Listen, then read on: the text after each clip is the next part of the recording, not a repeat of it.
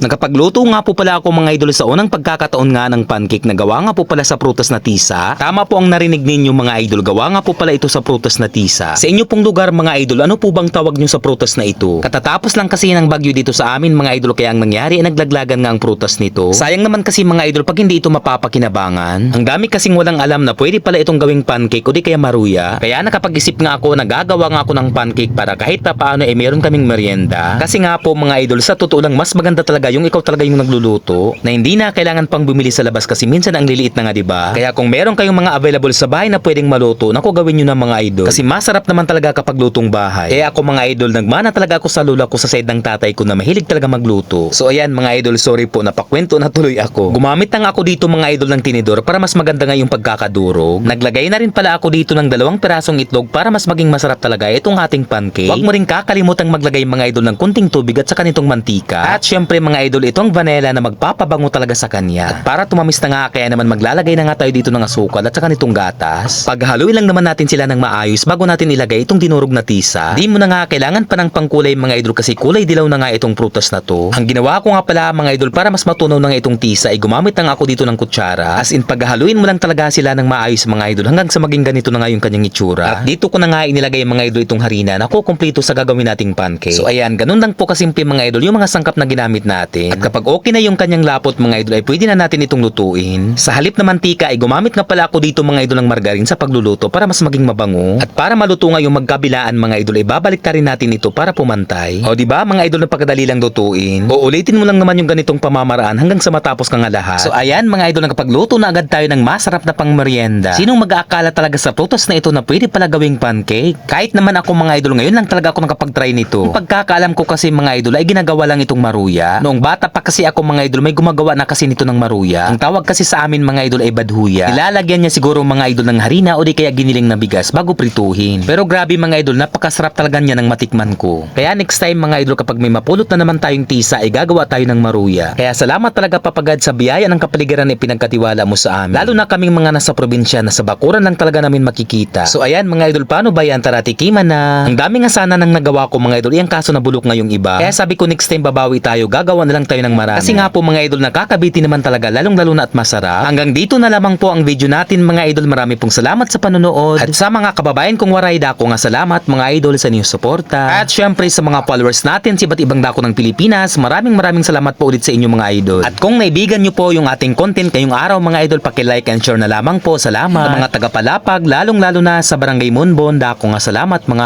idol.